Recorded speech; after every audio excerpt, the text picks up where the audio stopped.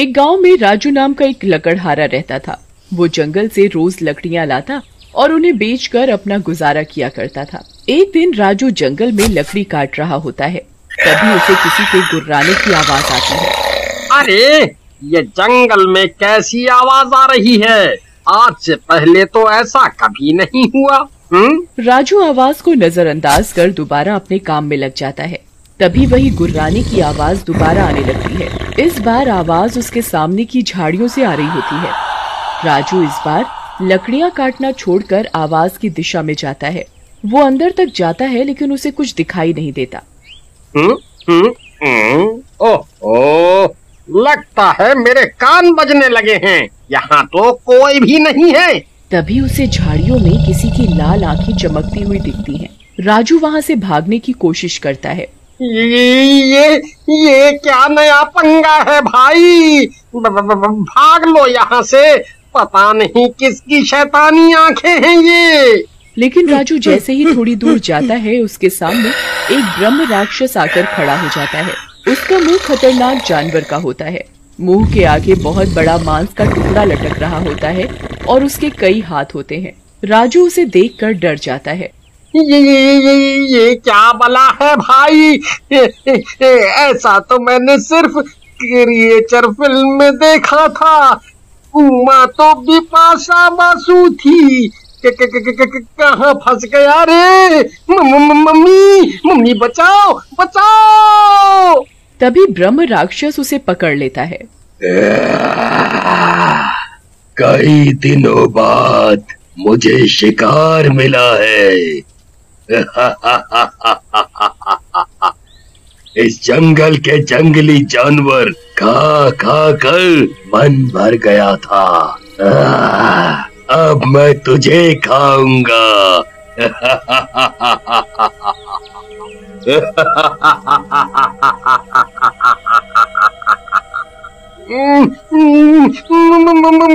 मुझे खा के तुम्हें क्या मिलेगा भाई? मैं तो वैसे भी सिंगल पसली हूँ, मांस भी नहीं है। कहे तो सिंगल पसली ठीक रहा है, लेकिन इसे छोड़ दिया तो पता नहीं मुझे कब इंसानों का मांस खाने को मिलेगा। क्यों ना इसके शरीर में ही वास कर लूं?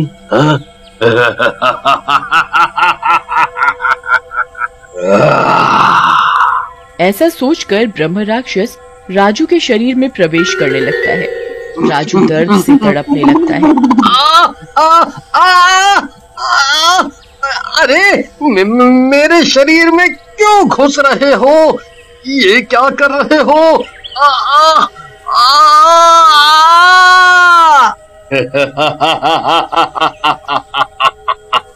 अब मैं तेरे शरीर में ही रहूंगा, सिंगल पसली। और दिन में तू राजू रहेगा और रात होते ही ब्रह्म राक्षस बन जाएगा।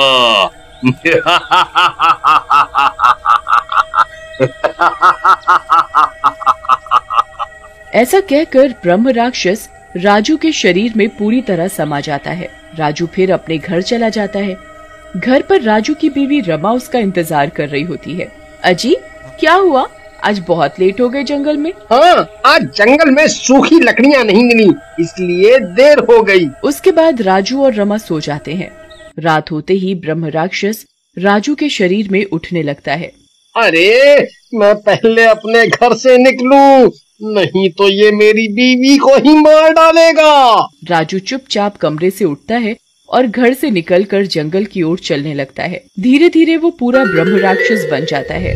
तभी उसे झाड़ियों के पीछे से गाने की आवाज सुनाई देती है। नीले गगन के तले धरती का प्यार पाले, ओ नीले गगन के तले। हाय हाय हाय हाय हाय हाय हाय, आज कुछ पराठे ज्यादा ही खा लिए हैं, बहुत दम लगाना पड़ रहा है।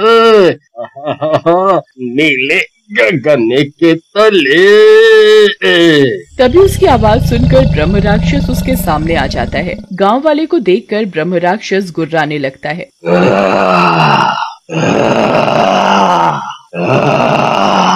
अरे कौन हो भाई और कौने ग्रह से आए हो? मैं तो केवल यहाँ खुले में दुनिया देखने आया था। कसम से कुछ गंदा नहीं किया है। लेकिन ब्रह्म राक्षस उसको मार कर खा जाता है और सूरज निकलता देख वापस राजू घर की तरफ चल देता है और फिर रमा के पास जाकर लेट जाता है। कुछ दिनों तक ऐसा ही चलता रहता है। एक रात रमा को नींद नहीं आ रही होती और वो राजू के बगल में लेटी होती है। तभी राजू के अंदर का ब्रह्म राक्षस जागने लगता है। राजू रोज की तरह उठता है और चुपचाप घर से बाहर निकल पड़ता है। लेकिन इस बार रमा भी चुपके से उठ जाती है। ये इसको क्या हो गया है?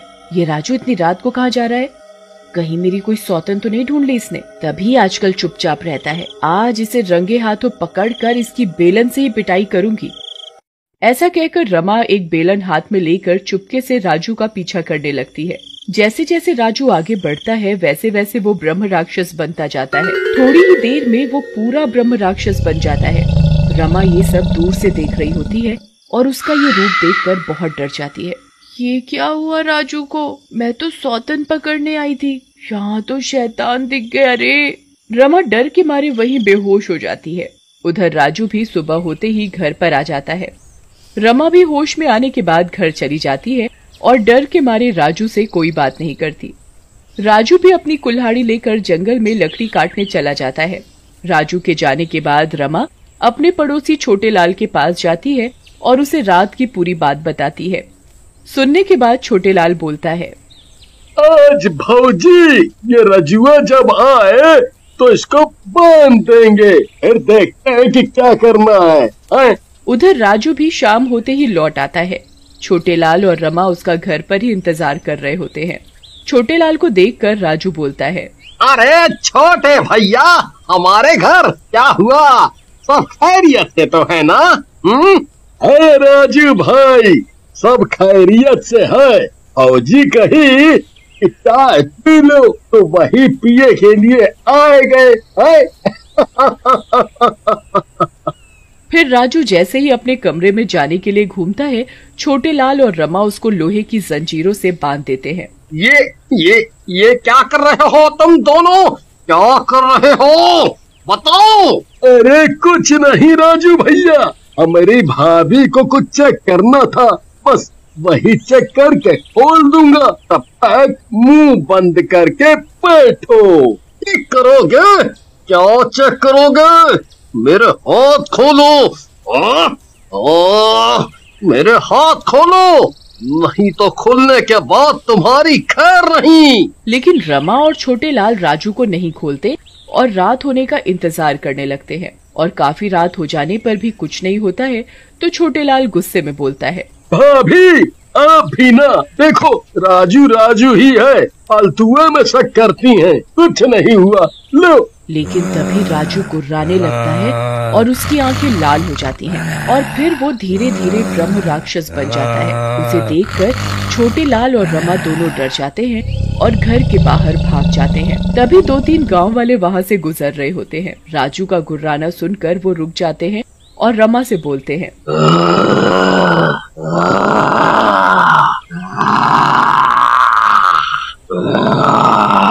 अरे रमा बहन, ये घर में कौन जानवर पाले हो? देखन में तो कोई विदेशी कुत्ता लगत है। ये देसी कुत्ता, मेरा मतलब मेरे पति हैं।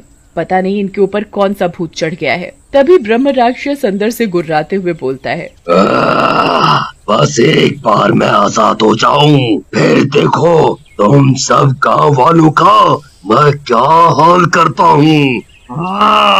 उसकी बात सुनकर गांव वाले भी गुस्से में आ जाते हैं। ये तो हमें हमारे गांव में ही धमका रहा है, इसको तो सबक सिखाना ही पड़ेगा। हम तो कहा था इसको आग लगा देते हैं, अपने आप ही जल के मर जाएगा, जो इतना धमका रहा है। ऐसा कहकर गांव वाले मशाल लेकर खड़े हो जाते हैं और गुस्से में राजू के घर की तरफ बढ़ते हैं। रुक जाइए आप सब लोग, अरे इतना तो सोचिए, इसमें मेरे राजू की क्या गलती है? वो थोड़ी कर रहा है ये सब तो उसके अंदर बैठे ब्रह्म राक्षस की वजह से हो रहा है। रुक जाइए ना। रमा की बात सुनकर गांव वाले रुक जाते हैं। तभी गांव वाला बोलता है, बात तो सही है रमा बहन, लेकिन हम इस राक्षस को ऐसे भी तो नहीं छोड़ सकते। इसे छोड़ दिया तो ये हम सबको मार डालेगा। देखो, हमारी बात मानो तो नदी किनारे वाले बाबा को बुला कर लाओ, वही कुछ उपचार बताएंगे। फिर कुछ गांव वाले बाबा को लेने वहां से चले जाते हैं। उधर ब्रह्म राक्षस का गुस्सा बढ़ता ही जा रहा होता है। छोड़ दो मुझे, नहीं तो मैं तुम सबको कच्चा चबा जाऊंगा। छोड़ दो।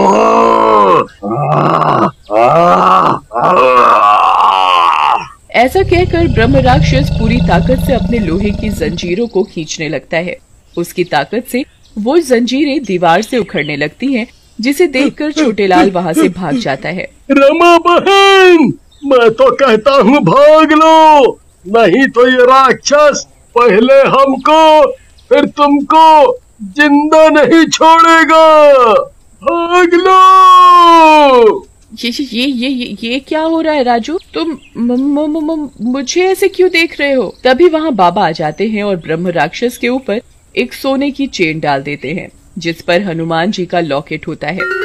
चेन पहनते ही राजू ठीक हो जाता है। देखो राजू बेटा, इस लॉकेट को अपने से कभी अलग मत करना, नहीं तो ये ब्रह्म राक्षस दोबारा से तुम पर हावी हो जाएगा। जय बजरंग बली। इसके बाद एक दिन राजू कहीं काम से जा रहा होता है, तभी उसे एक लुटेरा मिल जाता है। अगर आप इसका अगला भाग देखना चाहते हैं तो कमेंट करके जरूर बताएं।